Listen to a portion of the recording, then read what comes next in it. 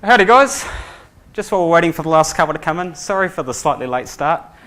We've had some technical difficulties and I'm going to blame my favourite Nigel Parker for that. Windows 8.1 came out 2 days ago. I'm running the latest Windows 8.1 and the Surface Display drivers don't work with our system here. So all those demos have just had to be scrapped and we're going to have to see how we go. We'll kick it off anyway. So welcome along guys. My name is Mark Young. I work at Datacom here in Auckland. And for the next hour, I'm going to be looking at Windows 8.1 and some of the features from a development point of view and from the perspective of the experiences that we're able to develop inside Windows 8.1. See if I've got the right clicker. I've got two here and they look exactly the same. That one there's the right one. Let's go with that one.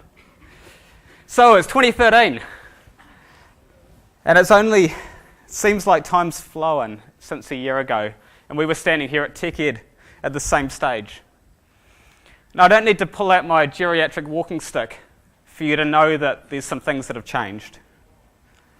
12 months ago, a Surface was a table, or maybe it was a big, huge thing with a projector on it. A Helix was something that our DNA was in. A yoga was something that my wife's friends somebody does. Now, 12 months later, we've got a Surface. We've got a Surface Pro even, and potentially a new Surface coming out. We know all about Helix, we know all about yoga, and all these other sorts of hybrid new devices that are coming. And we've had a year playing and watching users play with Windows 8. And we've probably heard some feedback about it. Anyone been in an office? Some good, some bad, most of it loud. So 12 months later, and on October 18th this year, Windows 8.1 is going to be released on an unsuspecting public. Now, when I did these slides only a few days ago, it was going to be Windows 8.1 released on us too. But thanks to Nigel and Microsoft, we're now able to run the full RTM here. So what you'll be seeing is full RTM Windows 8. And yes, it did cause me some pain.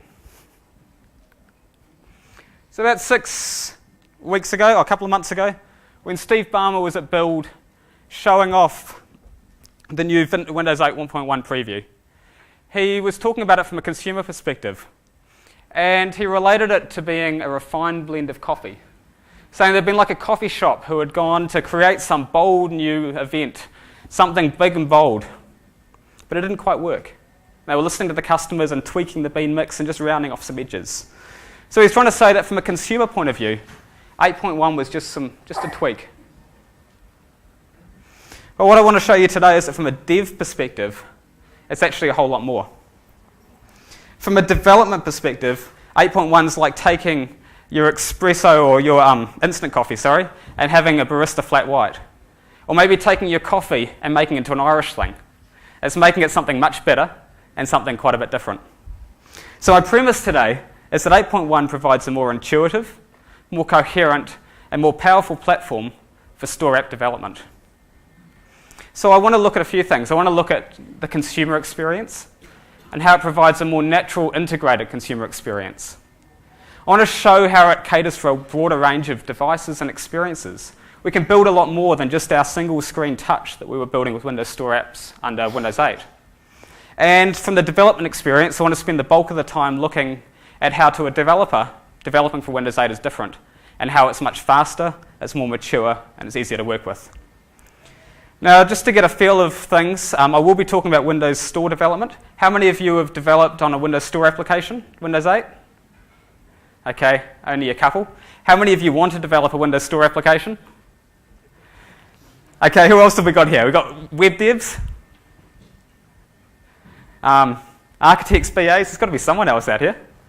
Okay, well, if you haven't developed Windows Store applications, some of this stuff won't make so much sense, or it won't put as big a smile on your face as it does for me. If you haven't, I'm hoping that maybe you'll look to do it. But hey, I'm not going to get into that argument. I'm not going to try to fight any wars today. So I'm going to be going through what it's like from the developer. If you're wanting to look at security, some of the business pieces around Windows 8, there's other talks around that. But suffice to say, 8.1 has got much better story around the business, especially line of business applications. So let's kick off into the consumer experience. I want to show how 8.1 gives a more discoverable, better integrated consumer experience. When users first install 8.8 or Windows 8, this is the screen that they get. Trying to give them some hints to how to use it, because it's a bit of a step, something they haven't seen before. How many of you have seen users who actually read the manual? No, I haven't seen too many. I hear a couple of snorts out there. And so what happened, that this small step became something a little bit like this, which then resulted in pain, angst, keyboard mashing, and frequent Twitter postings saying Windows 8 is crap within the first 2 minutes after trying it. But I'm not going to blame the users for that. But what that also meant is that it impacted our applications, because our applications were tarred with the same brush. So Windows 8, from a consumer perspective, has seen this, seen that even though they made content king, even though they did some beautiful things like getting rid of the Chrome, what it meant was that the cognitive overload for users was too high. Users didn't know where to look next. Content was king, but process wasn't. So now with some of the design guidelines, and this is not so much framework, this is the design that you're going to see in the new applications and that you should be building into your own applications. It brings process to the front as well, at least primary process. And just a couple of examples I want to call out before I show you these inside the actual applications.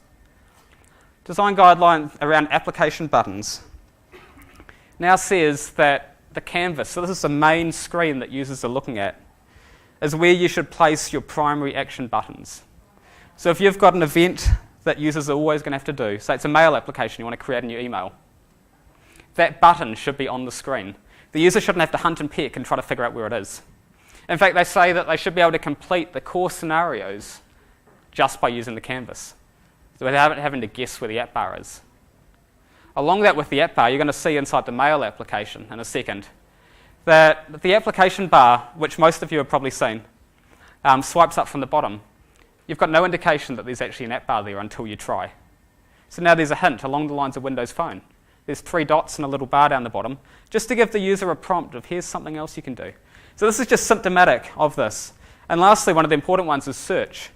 Search under Windows 8 is all on the same charm on the right-hand side. So that acts as a global search, it acts as a Windows search, it acts as an application search. And users will get confused about, well, what action am I trying to do? And in an app that's all about searching, where's the search bar? So it's almost as though, I guess, the Nazis or the people who are out there who, the design purists, have taken a step back and said, okay, well, based on our metrics, how about we create a system that uses is intuitive for them, they don't have to do any learning. And this is going to come through your applications that I'm going to show. So here's an example of the Store app. So this is the Windows Store app under Windows 8 and under 8.1. Now there are some design changes. One of the first things you can see there is that there's now a search bar that's front and center on the screen, that's on every screen. And this search provides us with a really quick way of navigating as well as finding content. And what that's done is it's freed up the primary operating system search to be able to provide a global search in a really optimized manner. It's not trying to do 2 things now. And so now if you type in New Zealand, now this only works if you're on a US setting, but it'll come to the New Zealand setting one day, hopefully. Type in New Zealand and you get a summary like this. You type in for a music band and you get a list of their tracks and you can click play straight away. So some of those pieces allowing the user and figuring out what the user actually wants to do. So that's a little bit of intuitive pieces. A second part where things are a lot different is around the multitasking and the interaction between applications. Previously under Windows 8, you had 2 options. You could multitask, but the app could only be a snap view of 320 pixels on the side, and the rest, that was it. No options. And talking between apps, tough. And if you want to launch an app, well, you're gone because you've just launched the other application. So 8.1 introduces a whole bunch of new things. One, we can have much more flexible sizes on the screen. We don't have snap anymore, and we'll see this as part of responsive design. But also applications can talk and interact with each other better. They can load up another application and say, show me next to myself, or show this one here on a different screen. Or they can talk to the contacts and the appointments that are part of the operating system. And they're able to dig and dive and talk together a lot better. So let's just see a couple of these applications. I'm going to switch back to my screen. If I can manage to use this thing here correctly. Hit the button to switch and let's go. Woohoo, we got there the first time. So here's the new start screen. First thing you'll notice is that some of the tiles are a bit bigger. Things look a bit different. And we've only got a limited set of applications here on the main screen. So I'm just going to launch up the travel application. And this is one that was also inside Windows 8. It looks very similar. But now you'll notice that search at the top. So the search is always there. It's fast. So if I type in Auckland here, if I could type, what I should see is I'm able to click on Auckland. That's coming. I'm able to navigate to it. So it's a much faster paradigm for searching and for moving around things. So there goes that application. Let's look up Mail. So this has only got released a couple of days ago. And here's the new Mail application. You'll notice down the bottom, we've got our app bar hints. So if that goes away, I can see the 3 dots. I can see that there's an application bar there. My primary actions I'm wanting to do are on the screen. And if we take a look at this multitasking, I can now move this to wider or to smaller, and the application needs to reflow as I move it. There's a few bugs in there that doesn't always completely reflow. Not only that, here's something we'll see in a little bit later on. If I flick this over to the side, the application bar down the bottom now becomes optimized for that screen size that I'm on. So applications are having to be flexible, but they're able to be, which is great. And if we look at this email, previously under Windows 8, if I click on a link to open up Internet Explorer, for instance, it would open in a whole new window and I'd lose my context to where I am. Now when I open an app, I can tell it to go next to me so that you can still have the context of that email while viewing this website. And then we can scan and make one smaller and one bigger as we're going around. So we'll see a little bit later how to implement this inside our own applications. But the point of this, if I can...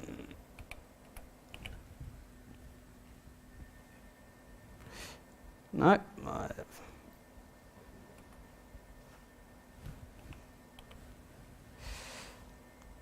The flashing. I knew I wouldn't be able to get this. Presentation. Yeah, if we can go back to there.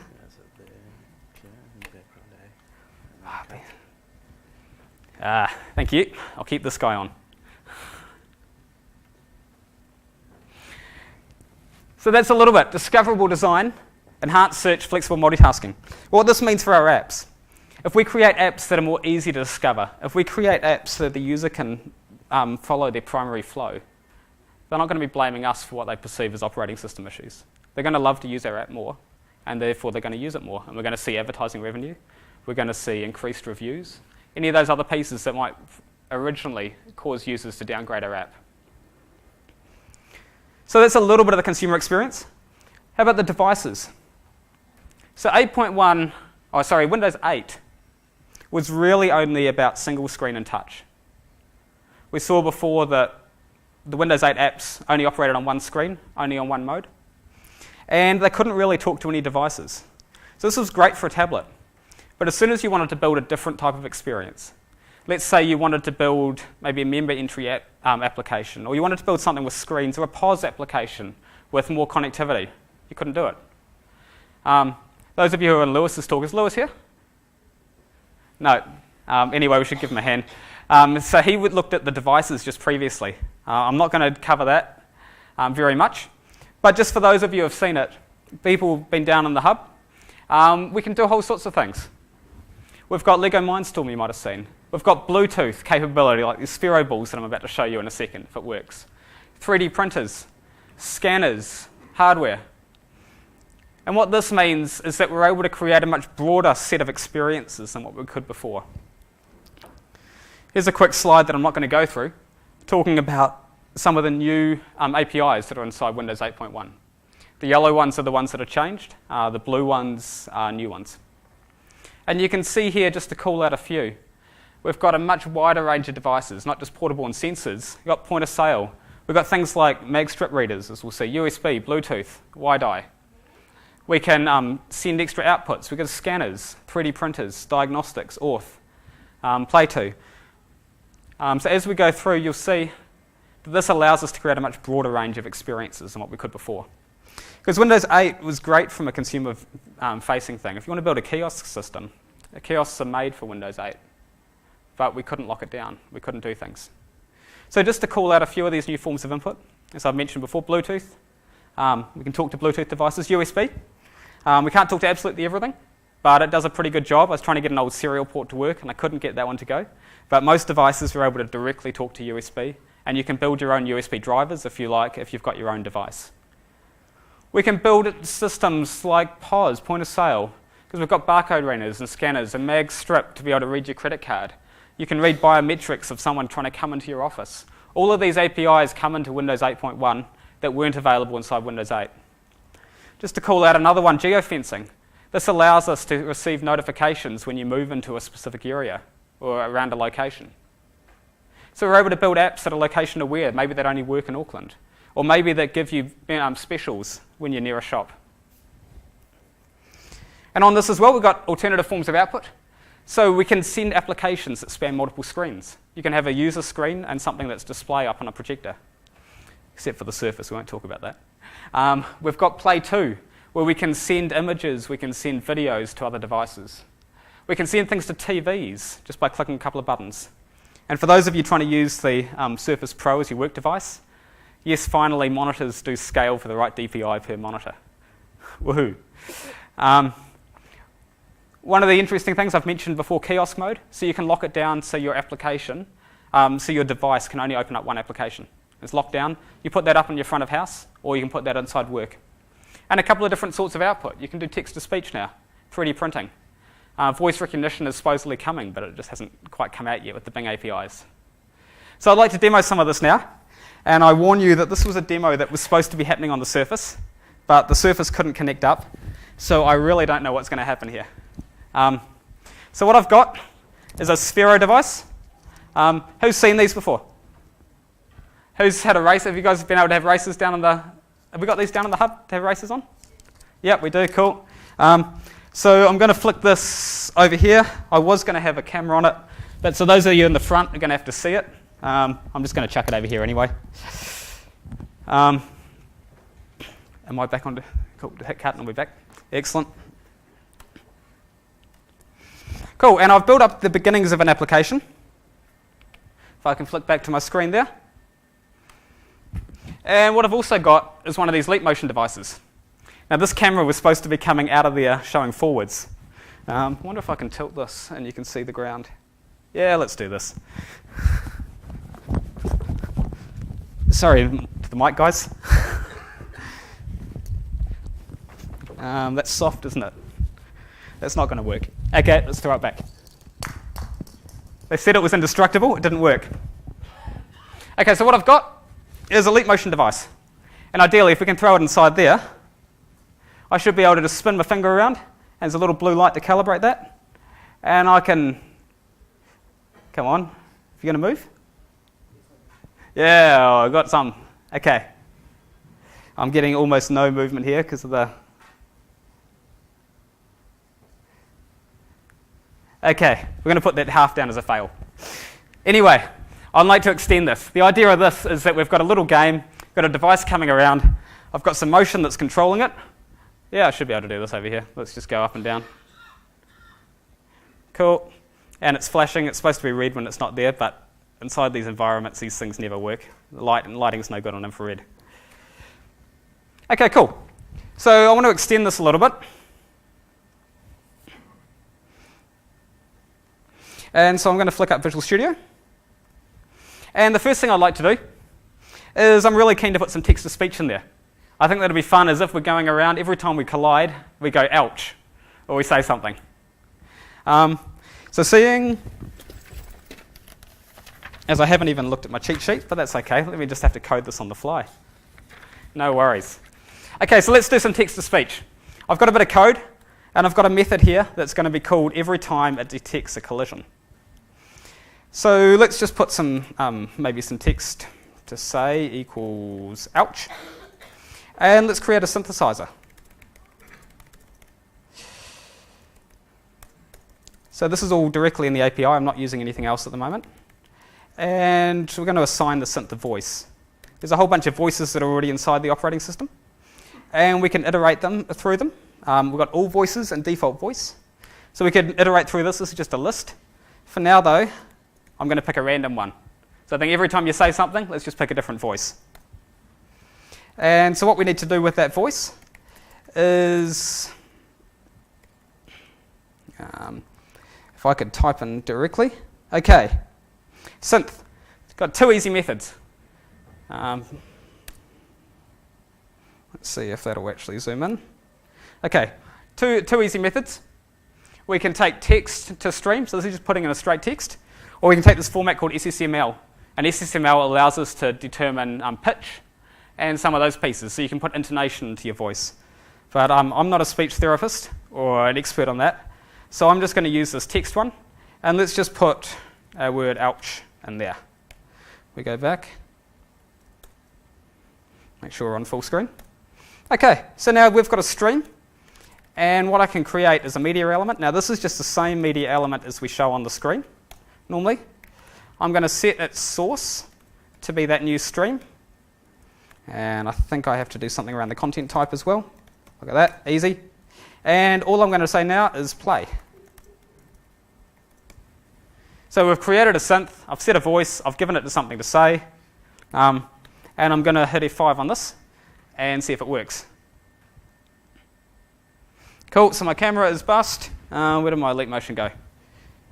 Let me just turn my audio on here as well so that you can see it. That would help. Cool. So let's jump back into there. And I've lost my video, but that's okay. Let me just restart that. So hopefully now, are we connected up? I can't even see it. No, it's gone to sleep. Somebody needs to give it a shake. Let me just shake that and see if it comes back alive. This is what happens when you do demos that aren't actually on the stage. And demos at the last minute, thank you to the Surface. Okay, so let's just reconnect up to this puppy. Run this. And hopefully this time we should get a little red line. Cool. Ouch. Ouch. I didn't pick up that collision. Let's keep going. One of these directions. Ouch. There we go, text to speech. Thank you. Okay. Anything else you wanted to say? Just for next time? What I'm going to do, I've got a couple of little ones. Any more strings that you want me to put in there? Come on, chuck some from the audience. Sweet as, brother. Awesome. Anything else? Okay, so next time we see this, I'm just going to take one of those random strings, and I'm going to throw a random one of those in. If I turn off my insert. Cool. So we're going to see that in a second. The second thing I wanted to build was a second screen experience. So I think this would be really good if we could have one view that the user can see and another view that's up on a big screen or something else like that. Now I've only got one screen here, but I think we can still do it. So I just want to show how easy this is to get a second view, and because this concept of two views is actually really different. So now we can have two windows that actually operate on different UI threads and everything else. So anyone who likes frameworks with statics like Caliburn, ouch. I can see Nigel cringing on the front row there. So what we're going to do is I've already got a view, and I've actually got to do the code, and I'm just going to copy this in because otherwise I won't get through all the fun stuff. What this method does, I'm just going to walk you through it quickly, is we've created a new view here on our main application.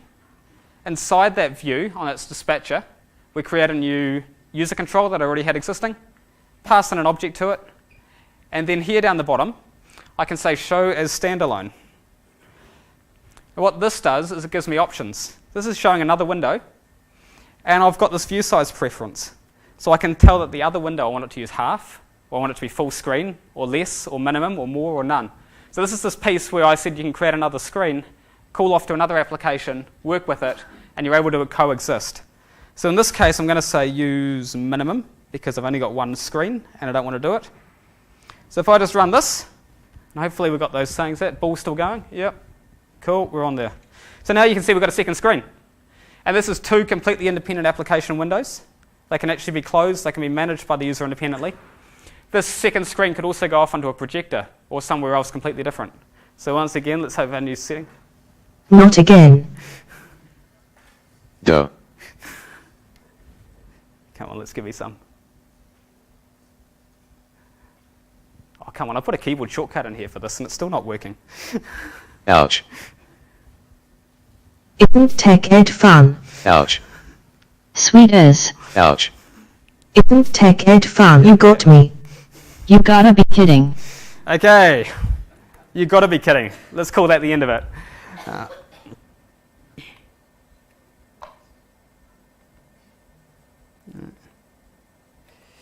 come on, you'd think I'd be able to get this a second time round. Clear layer, swipe.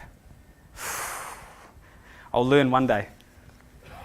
Cool, so that's a little bit about devices. A little bit of fun. But the idea of this is that 8.1 now lets us talk with a lot more devices and a much broader range of experiences than we could before. We can now put this out as a gaming console. I mean, not a gaming console, but if you want something outside your office and you want to put something up that's maybe an interaction, you want to use this for interactive marketing, a whole bunch of different things that we can now do in 8.1. So now I want to kick into the dev experience. And this is from the point of view of a XAML developer. How is Windows 8.1 different? And for me, 8.1 is really the version 2 of the product. We've all used version 1 products before. We've all sworn off them. Now, Windows 8 wasn't that bad, but it was a whole new, completely different stack. And so there were things missing. There were things that weren't right. There were things that just really got up your goat and just took a lot of work to do. Didn't give you enough support. So 8.1 provides a lot more support for developers. It makes things easier, and it makes things possible to do that wasn't possible before.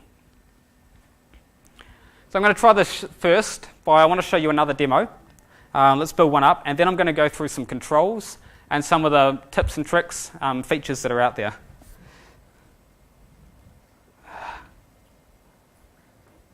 Let's hit that one. Nope.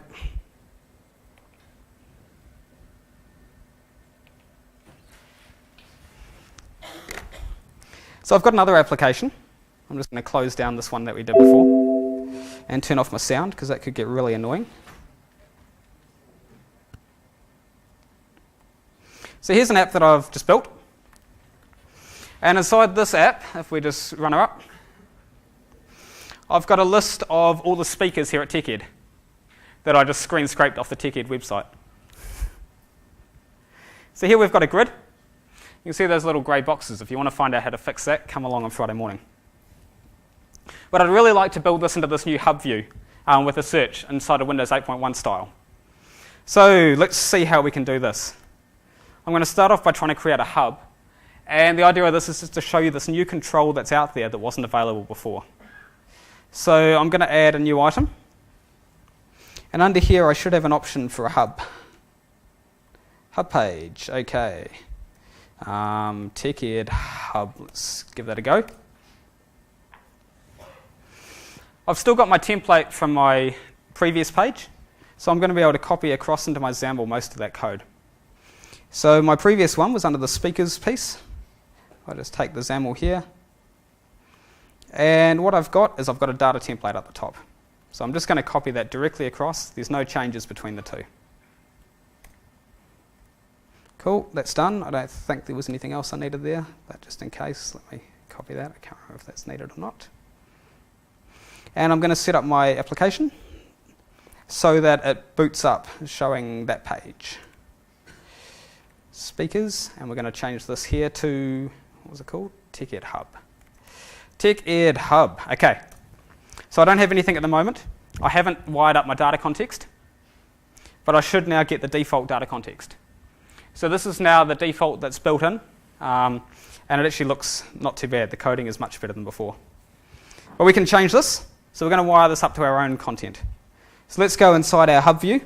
Where am I? TechEd Hub, under T. Thank you very much, down the bottom. And we've got a method here, navigation helper.load state.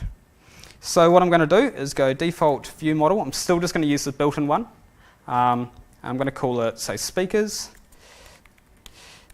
And I should, if I've done this right, got a repository that can give me back a list of all the speakers. So put the word await on that, chuck the async at the front. And now I've got a list of all the speakers inside a property on my default view model. So I can go down to my hub, And inside the hub, so if we just take a look at this, we've got a control now called hub.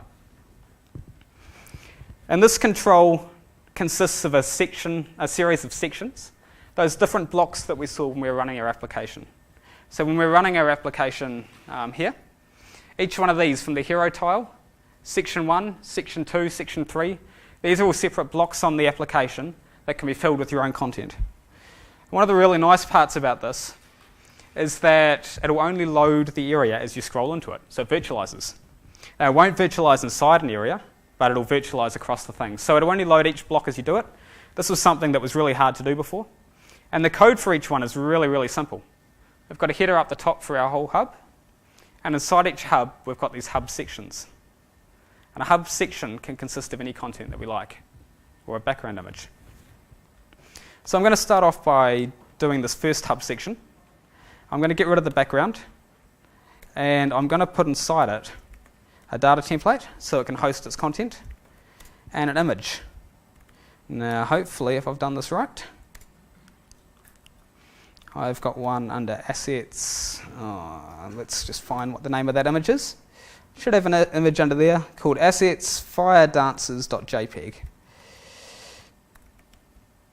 So this is the image that was off the TechEd website. If we just look at the design for that, we should see that now I've got an image on the screen. So cool, really easy. And now let's show the list of speakers next to it. So here we've got our next section. We'll get rid of that grid that's there at the moment. And I'm going to throw in basically the same code that we had on our speakers list. I'm just going to put the grid view in there, exactly the same spot, and throw in a grid view, and it's bound to the name speakers. So let's run that, see what happens. Cool. So now what we've got is our first section, and then we've got our second section, which is getting truncated with a scroll bar. So that looks ugly as. Let's go back, and we can easily take off that width. Done, and we'll give it a header, and we'll call the header speakers. So if we run this, we've now got the basics of our hub view. The margins are all wrong, because we'll see it there. And we've got way too much content in there, because a hub view should really show just a short capture of data. So I'm not going to do any more on that for now, but let's just go back, and what I will do though is get rid of this padding, take it away, go back into the hub view, and under our list of speakers, I'm going to say, if I actually put brackets around there, so I'm awaiting it. Okay, so dot, maybe order by their name, and I'm only going to take the first 20. Okay, so next time we should get only the first 20 speakers inside there. So that's how to build a hub. Really, really easy. I'm not trying to go into it. What I want to show you is that previously we had to do a whole lot of work. Previously we had to create all these pieces by ourselves.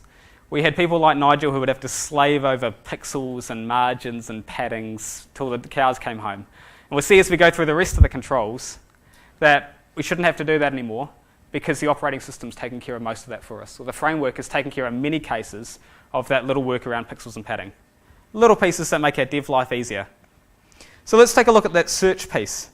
We saw before that search is the primary way that we should be doing, it should be inside the application, sorry. So let's go back up to our header. And inside the header, I'm just going to change our hub because the default style is still not quite right. Static resource. Oh, anyone see this? IntelliSense. About time. For those of you who don't use ReSharper. And inside the grid, I'm also now going to add a search box. And I'm going to set its horizontal... No. How about I do this inside the grid rather than on the side? Yeah, this will do. Search box. Horizontal alignment equals right. We'll give it a width of 300. And that'll do. So if we run this application out of the box, whoops, I didn't get that one right, did I? How about I put it in the right-hand column instead of the left-hand one? This is why you should preview your things. Okay, let's hope that one goes. So now we've got a search box here on the right. Done, that was it. If I click here, I mean, it's not doing much at the moment. No, it's not doing anything. But it's very easy to wire up. So what we need to do on that search box, got a couple of methods that are important. And suggestion requested. So let's do this one. Let's throw in a new handler for this method, which it should have created on the back end. So this is going to get called whenever the user asks us for a suggestion. So whenever they start typing. And thankfully I've got my cheat sheet. What I'm going to do, let's code it. We've got time. So we need to grab a deferral because it's async. args.request.get deferral. Now can you guys see that code? Is that big enough? Or do I need to go bigger? That's okay? Cool. Okay. So we're going to get our speakers again. So once again we've got our method. Await that, .get our speakers. Now ideally you'd probably cache this behind the scenes so we don't have to do this every time. But for now we're going to keep doing it like this. Actually I'm not going to do that. I've already got a method up front called getSpeakerAsync. And this is a search. How about we don't do that one? I think I've got one other method. No, I don't even have the other method. Cool, I didn't even include it. No worries. We can work around that. I was going to do a really cool search, but didn't include it. GetSpeakerAsync. GetSpeakersAsync. So this is going to pull back all the list of speakers. And now what I want to do is... Actually, there's my other. I've got an overload in there. Cool. args.queryText. So that's the text the users asked for. And how many should we take? So let's await that. Cool. I'm going to take the first 5 and I'm going to put that into a list. So there's the list of all my results. And now what I can do, if I could type, let me just move this down so you can see it. So for each speaker, we're going to build up this list. args.request, we've got a collection of results. And I'm going to append here a result suggestion. We've got query suggestions and result suggestions. These are just to show up in different ways. So first parameter text, speaker.name. Subtext, what are we going to do? Job title. What'll do. And there's a tag so we can correlate it later. And now what I can do is include an image. There's a new API that we need to do called random access stream reference. And this is a link to an image, which I can create based on my speaker's local image URI, which I've already got going. And one more alternate text, that'll do. Cool, so we've appended that suggestion. Now all I need to do is mark that as complete, and we're done. Now what have I got wrong there? I've got nothing wrong, we're good. Hit F5. So that's all I did. I grabbed our list of speakers. I've done a search through them, just going where the name's equal to something else. And now if I type in something, I've got this really good looking search experience. Just out of the box, hardly any code required. Searches inside my application, and I can now select one of these and go directly to that person. So yes, I typed it in, but so that's our search box. So this is an experience that we couldn't do before. So I want to spend the next little bit, just while going through some of the other controls and some of the other pieces that we can do inside 8.1 for XAML developers that we couldn't before. Again, those of you who are not XAML developers, you probably won't think it's much. But hey, this is some great stuff for some of us. Flyouts. Flyouts are little hovers that can show up when we click on buttons or similar. Or maybe it's a menu that when we click on a menu can show additional details. This is now built into the operating system, built into the platform. Really, really easy to create. Add a menu flyout option, give it some text, done. Before, this was all custom code. Similarly, settings. So settings are the panels that come in from the right-hand side like this. It's part of the UI paradigm. But previously we had to code all this manually or use a third-party library like Callisto. Out of the box. One.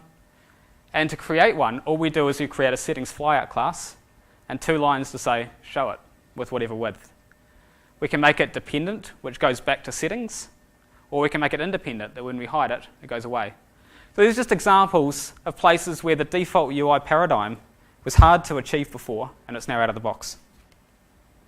Input controls. There's been heaps of changes around this, and some of these look small, but for a developer, it's to enable you to build up a system really quickly that hits the UI guidelines, that you don't have to spend all your time playing with pixels and padding and margins and getting things just right. We've got this header property.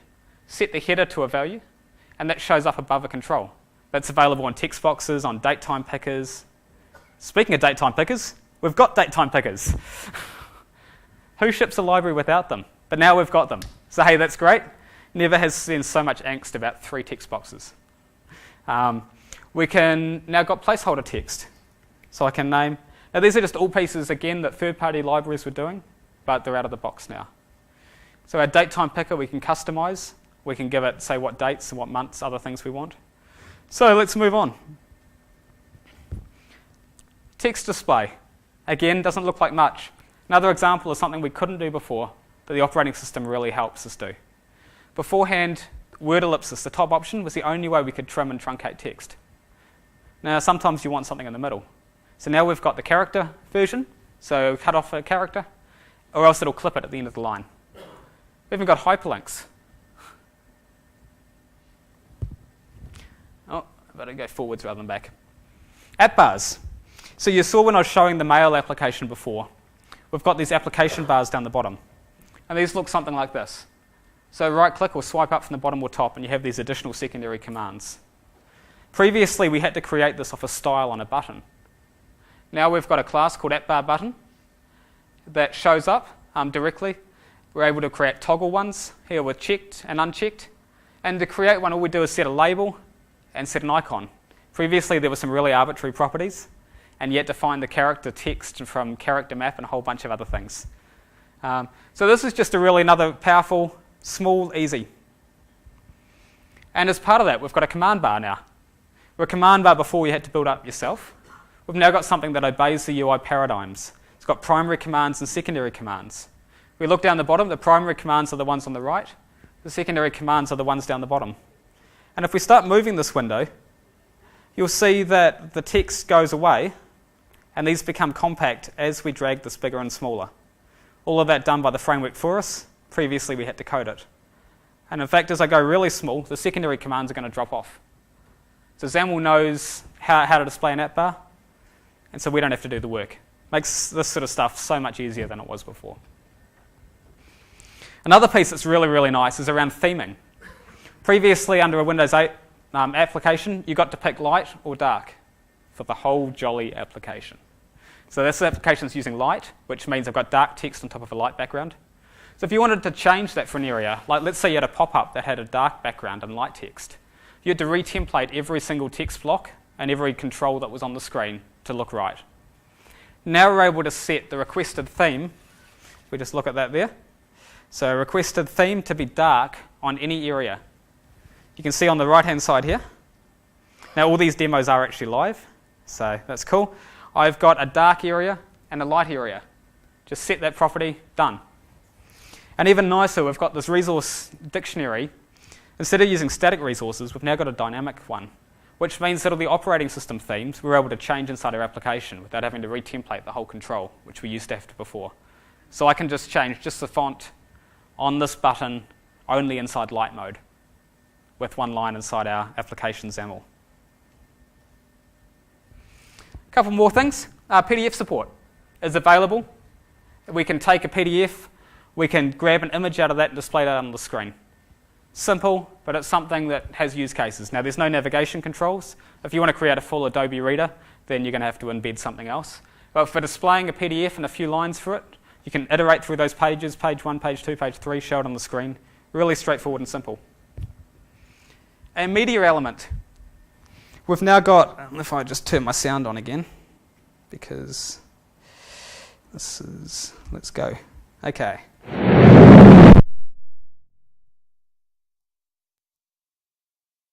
It's a media element. Before we had a media element. Now we've got one with controls. So we've got controls where we don't have to include anything else. We've got a full media experience. And if we want to, we can even load it from YouTube if my network's going to work. Look at that. How many of you have seen this ad here? Okay, for those of you who haven't, this is one that came out for Windows 8, part of Japan when Windows 8 first launched. And it's showing this whole Winners 1. So I'm just going to watch this a little bit because I like it.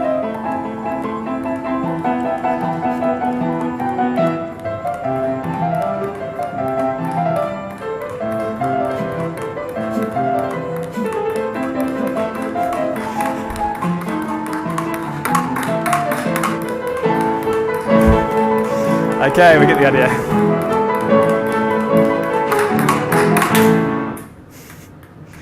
Not sure about you guys, but that's not how I play the piano.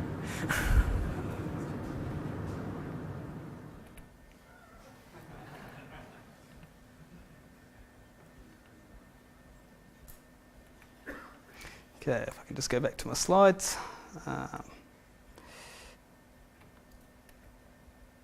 Nope, I still haven't got this. I can program a computer. Thank you. Okay, let's just wrap this up pretty quickly. So those might have been some of the controls you were looking for. There's also a whole range of fixes, and I'm just going to really skim through these. We've got things like data binding, where data binding now takes a lot of the pieces from WPF and actually works. It's also a lot faster. We've got massive performance changes, where applications will boot about 30% faster if you just retarget them for 8.1, and I'm going to be talking about that on Friday. And Studio 2013 is definitely a much improved experience. It's not perfect, and certainly this version isn't quite perfect, but it's a lot better than 2012 and some of the pieces that were there. So just finally, how do we take our apps to 8.1? What do we have to do? Well, it's really, really simple. You load up a Windows 8 application on Windows 8.1, you right-click on it and say retarget. And it's pretty much done. There are some API changes. There's a really good websites on Microsoft that will show you that. And then once you've got the bundle, you're able to submit it to the store. Now, the store's not opening until the 18th of October. But once you submit it to the store, if you've already got a Windows 8 app, you'll be able to upload your 8.1 app alongside it. And users with 8.1 will get your 8.1 version. Users with 8 will keep getting the 8 version. Or alternatively, you can upload an 8.1 version by itself. So that's pretty much me. Windows 8 brings us richer, more natural, easier experiences for our users. It makes experiences our users love, which means that they're not blaming our applications for them not being able to figure out the operating system. It allows us to build modern style applications that cater for so many more scenarios. We can build all these additional business scenarios that we couldn't build before. And the developer experience is much, much nicer than it was before. There's lots and lots of shortcuts. So just throughout the rest of the day, some other related sessions. Some of these have already been, some of them are later. Feel free to catch me over Twitter. My handle is KiwiDev. There's my email up there, or if you can find me over drinks, go for it. Ryan Tarek is at the front here, is running a Windows 8 game competition. If you've probably already seen the slides, go for it. And thank you. Would appreciate any evals or anything else. So thanks a lot for coming along.